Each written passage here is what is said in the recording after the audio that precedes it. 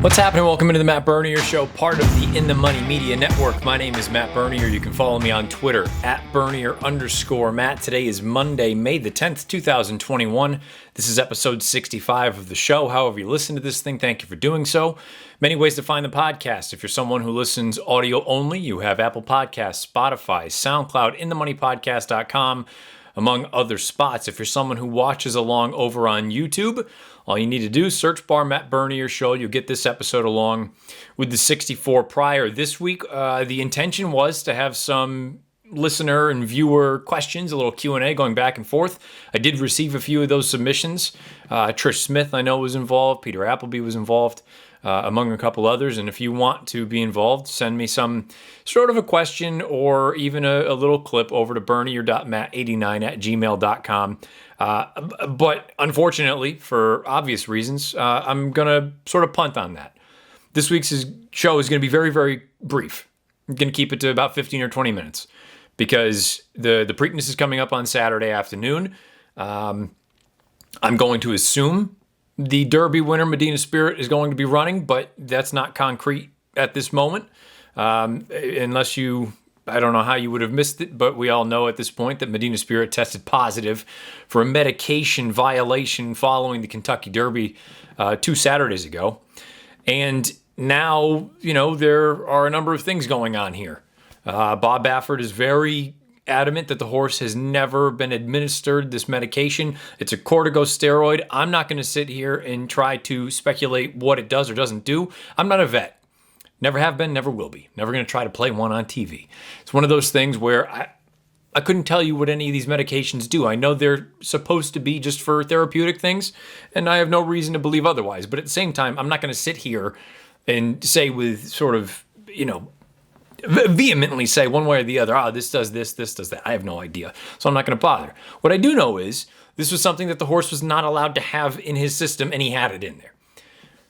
And for me, it's one of those things that, look, we can just go through it.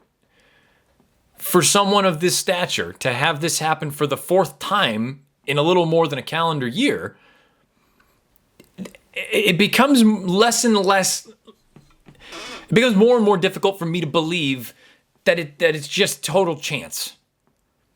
And I'm all about due process. I'm all about people innocent until proven guilty. But there is an element of when things continue to happen and you're the only one at this level that they continue to happen to, it becomes more and more difficult for me, and I'm sure many out there, to give the benefit of the doubt. The 4 times that this has been documented, once with Charlatan in the Arkansas Derby, twice with Gamine, 1 race down in Arkansas, 1 race in the Kentucky Oaks, and now with Medina Spirit. And I recognize the Arkansas rulings have been overturned, but the point being, something came up. Baffert says the horse, Medina Spirit, has never been treated with the medication. To me, that means one of 4 things is going on. And this is just my opinion. Either there is some sort of conspiracy out there where people are out to get him. I'm also someone who doesn't like to speak in absolutes until you have all the details. Now, I think that is extremely, extremely unlikely that there are people out to get Bob Baffert. I have a very hard time believing that he of all people is the one that they're out to get. But again, not liking to speak in absolutes, I can't say with 100% certainty that he's wrong with that sort of statement, that feeling. I think it's extremely unlikely. That's my opinion. So if it's not some sort of a conspiracy theory where everybody's out to get him, it could be some sort of a contaminated sample, and we'll wait to find out what the split sample comes back looking like. Unfortunately, that's going to take a little bit of time. And that's possible. You can't rule that out. We've seen time and time again that random little things get crossed over, and one thing leads to another, and boom, you've got some sort of a positive test. I'm not going to sit here and say that is, an outlandish claim. Totally possible. And again, giving the benefit of the doubt, in this case, saying, you know what, it's plausible. It's plausible. Did it happen? Is that the case? I don't know. No one knows right now. So I can't rule that out as far as my feelings are concerned. The third option, or the third scenario, is there's something happening within his own barn that he's unaware of, which I find so hard to believe that someone of that stature could possibly not know everything that's going on in their barn. And he came out with a statement a while back saying he needs to do a better job of keeping an eye on everything going on in the barns, and the buck stops with him, and responsibility, which I appreciate.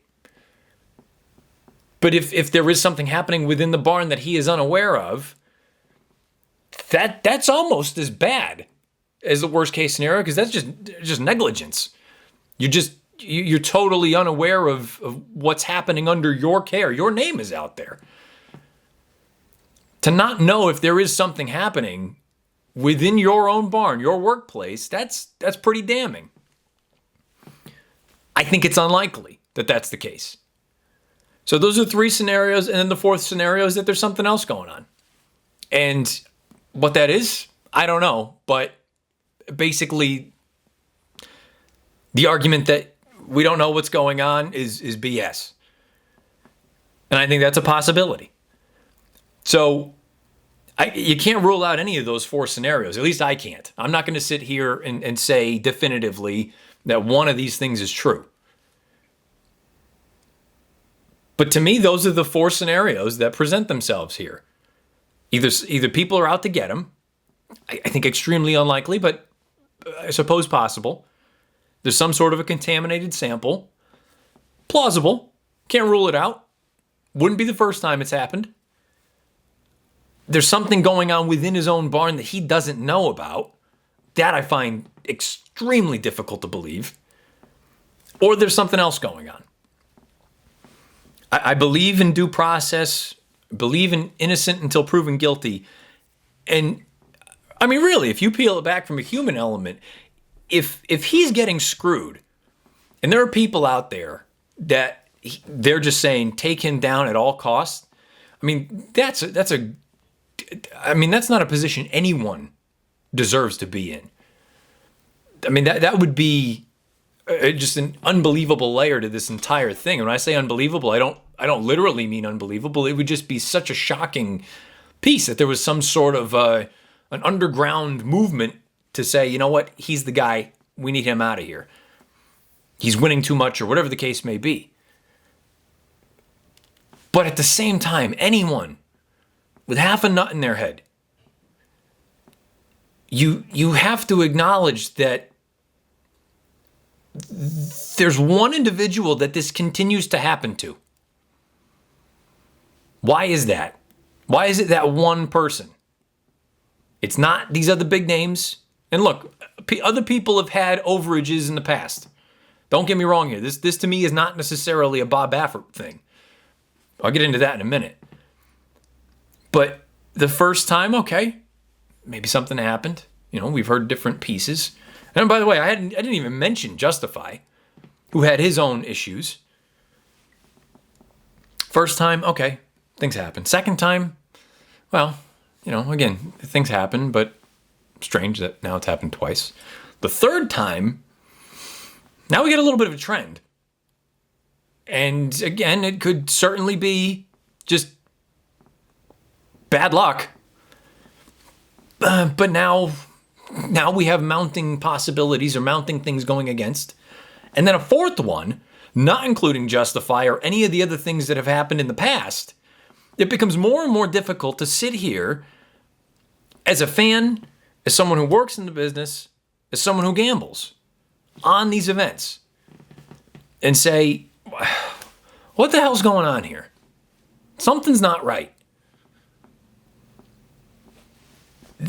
To me, the bigger piece of this entire story and this entire situation, and I have no idea if the horse is going to be disqualified from the Derby or not. I mean, it would certainly be a big story, but that to me is not what the story, the headline is. And I'm hopeful, and I think people are onto this and feeling the same way. There is zero accountability for anything in this industry. None. You can get away with terrible, terrible things, and you don't even get a slap on the wrist. You get what amounts to a parking ticket. You pay it and it's gone. We see some of these overages result in fines of $500 to $1,000. Explain to me what the hell $1,000 is going to do to some of these folks. Let's just say, for instance, I don't know, you just won a stakes race. $300,000 is the purse, winner shares 60%, somewhere thereabout. You get 180 grand out of it. You're almost incentivizing me to toe that line. If at worst, what am I going to get? A 15-day suspension and I'm going to have to pay a $1,000 fine? Who cares? What? Why would I not push the envelope? The punishment, it's not even a punishment.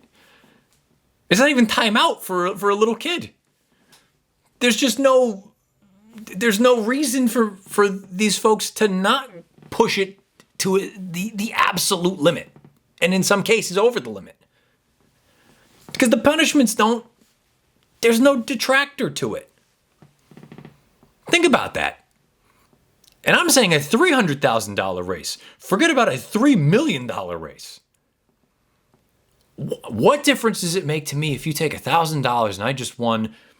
I mean, again, insert whatever purse size you want and the winner's share. Or not even the winner's share, the runner-up share. What incentive is there for me to look at it and be like, we need to make sure we are not close to this number, and this number? When if we do end up a little bit over, who cares? We'll pay our fine. We'll pocket the rest of the money. By the way, forget about the bettors. Forget about the folks that are the lifeline of the industry. I maintain, and it's coming out more and more, you're seeing more and more people talk about it. First and foremost, the most important entity in the entire industry is the horse. That's why we always talk about aftercare, taking care of them when they're done, when their job on the track, when they can't do it anymore, they need to have a safe home to go to. The horse is the first and foremost piece of the entire thing. And if you want to say 1B are the folks who handle the animals and the folks who pay the bills for the animals, I'm not going to argue with you. But don't take the better for granted.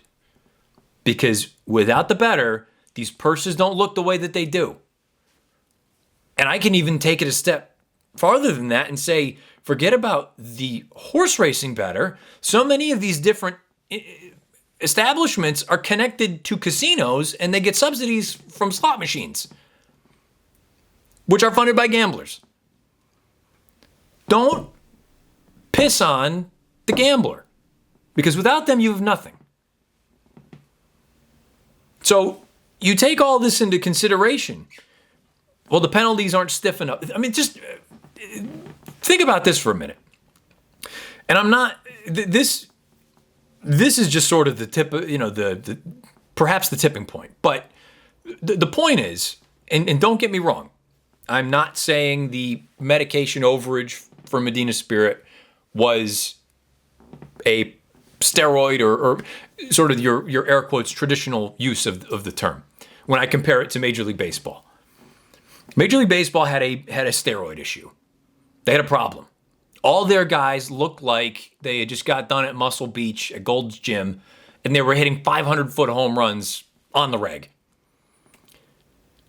Eventually, they hit a breaking point, Major League Baseball, and they had to do something about it for the integrity of the game, which I'll get to again in a moment before we wrap things up.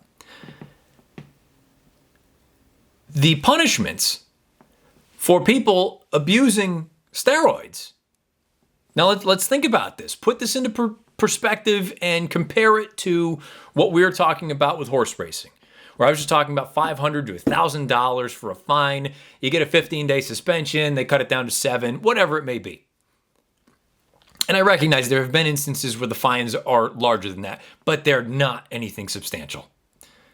Major League Baseball, suspensions for PEDs.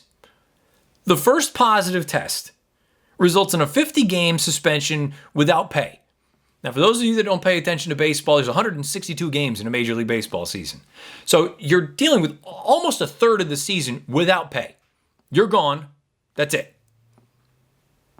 Compare that to what horse racing does in these different jurisdictions all across the country. Again, it's not even a slap on the wrist. It's not even timeout for a toddler. It's just, it's effectively, don't worry about it. Just brush it under the rug. We'll move on. Hey, don't do that. Wagging the finger at folks. That's for the first offense. Second offense is a 100-game suspension without pay in Major League Baseball. And I believe this extends into minor league baseball as well. They may have a slight tweak as far as their discipline system is concerned, but nearly 2/3 of the season for a Major League Baseball player for the second offense of performance-enhancing drugs without pay. And a third positive test is a lifetime ban. Now, put that into perspective. And simply because this is where we are, that on 4 instances, a little bit more than a year, as far as the calendar is concerned, we're talking about 4 medication overages. If this were Major League Baseball, we'd be talking about a lifetime ban. But you would like to think that after the first discipline, the first level of it, the parties involved would recognize we can't do this. This is our livelihood. We can't go that far. Let's fall back in line and make sure that all of our T's are crossed and our I's are dotted. And let's not even get close to the line. That's one of, among many problems, but that's one of the biggest problems with any of this sort of stuff. And this isn't specifically a Baffert thing. This goes on with many trainers. Many of you can look them up and find names. I don't need to supply them for you. You know. The penalties are not stiff enough. They're not severe enough. There's no incentive not to push the envelope at this point. And then the gambling aspect and the long-term health of this game. The moment you call into question the integrity of any given event, you've lost it. It's a rudderless ship now, because you've lost the narrative. You've lost the idea that what is happening, that the event you're putting on, or the event that you're pumping up the tires of, you've lost that element of what your eyes are seeing is reality, which in some cases is fine. People enjoy professional wrestling. That is a scripted event. Hate to break the news to some, if anybody was unaware of that. Professional wrestling is fake. Now, when I say fake, the men and women are still athletes. They do athletic things. You see, they're athletes. But it's a scripted event. It's not necessarily who is better than who at what. The moment that gets called into question with something like a sporting event, a basketball game, we saw what happened all those years ago with Tim Donaghy, the referee in the NBA, who was on the take, and there were things going on.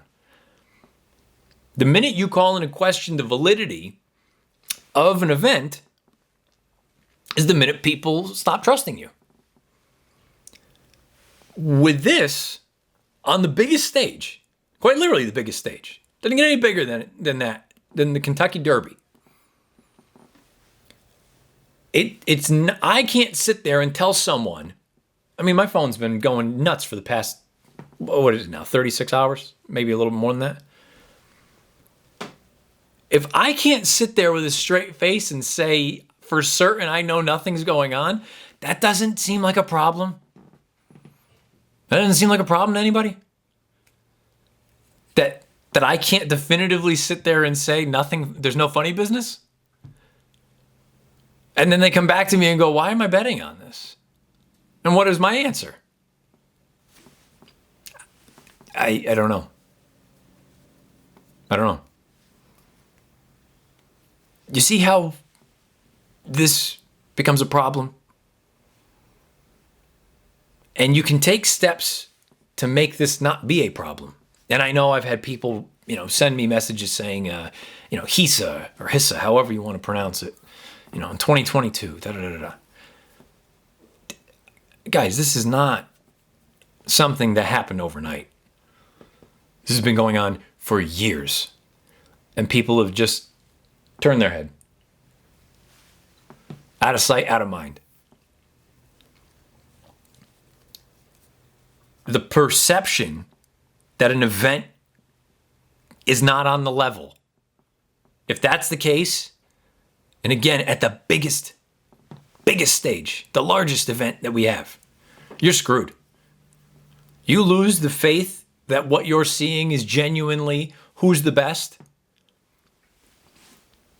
and it's on the level, it's on the square. If you lose that perception from the public, it's over. It's over. And especially in a game where the betting means as much as it does. And I've spoken about it before, and now this just continues to feed into that thought. If horse racing doesn't pay attention to the absolute tsunami, the tidal wave that's coming, that is sports betting, this is the sort of stuff you already don't have room for this. Now you add this into it. You are really pissing off a lot of people. This is the sort of stuff that cannot happen. Absolutely cannot happen. However, it continues to happen. And continues to happen. Partially for the reasons I've laid out, but there are many other reasons why this continues to happen. And it's discouraging. It's hard to continue to advocate for it. Because you're running out of answers. You're running out of ways to twist whatever the scenario is. Well, so it could be this, this, and this, and that's why this happens. We're running out of stuff here, folks. The industry as a whole needs to get its head out of its you-know-what. Sharpen up. Don't take the fans and the bettors for granted, because they don't have to stay. There are other options. There are other more cost-efficient options right next door. And I'm telling you, that wave is coming. Get your shit together or else you're going to be left behind. I'll wrap it up with this. I tweeted it out Tuesday mid-afternoon, somewhere thereabouts. Regardless of the outcome and how everything plays out, whether the horses race this weekend, whether that split sample comes back negative, all that stuff. The racing industry needs to realize how incompetent and foolish we all look. The public perception, the public only cares about us once, maybe twice a year.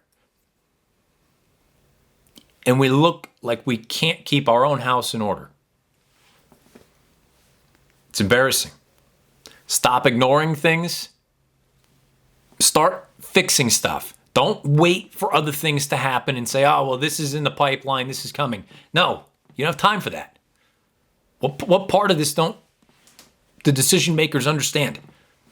You don't have time to sit back and wait. Be proactive, not reactive. Don't let it get to this point. You nip it in the bud, this doesn't happen. And if it does, you have penalties that deter people from doing it again. I'm not saying anything profound here. This is common sense. When you give people an inch, they're going to take a mile. Let me know what your thoughts are beneath the video player on YouTube or on Twitter at Bernier_Matt. Be very interested to see what happens over the next few days leading into the Preakness in Baltimore. If we're going to have the Derby winner running, who else is going to show up in the race? How is it all going to unfold? Your guess is as good as mine at this point, because it's hard to just speculate on what the field's going to look like. you take out one or two of those horses that are main players, the entire complexion of the race changes. So we should find out about 4 o'clock on Tuesday, I guess. That's the scheduled post-draw for the Preakness Stakes. You can follow me on Twitter at Bernier_Matt. However you listen to this thing, thank you for doing so. Apple Podcasts, Spotify, SoundCloud, InTheMoneyPodcast.com. Over on YouTube, search bar Matt Bernier Show. You get this episode along with the 64 prior. However you listen, please rate, review, and subscribe. It means a great deal to me and everyone else involved within the Money Media. If you're over on YouTube, please make sure that bell icon is lit up so you get notified anytime new content is uploaded. I promise we will get into some Q&A next week, and Trish and Peter Appleby and anybody else that's wanting to leave some things over at bernier.matt89@gmail.com. We'll get to those next Monday, as well as wrapping up what happened with this coming weekend anyway in the Preakness down at Pimlico in Baltimore. Until then, best of luck however you play, whatever you play, and wherever you play. This has been episode 65 of The Matt Bernier Show.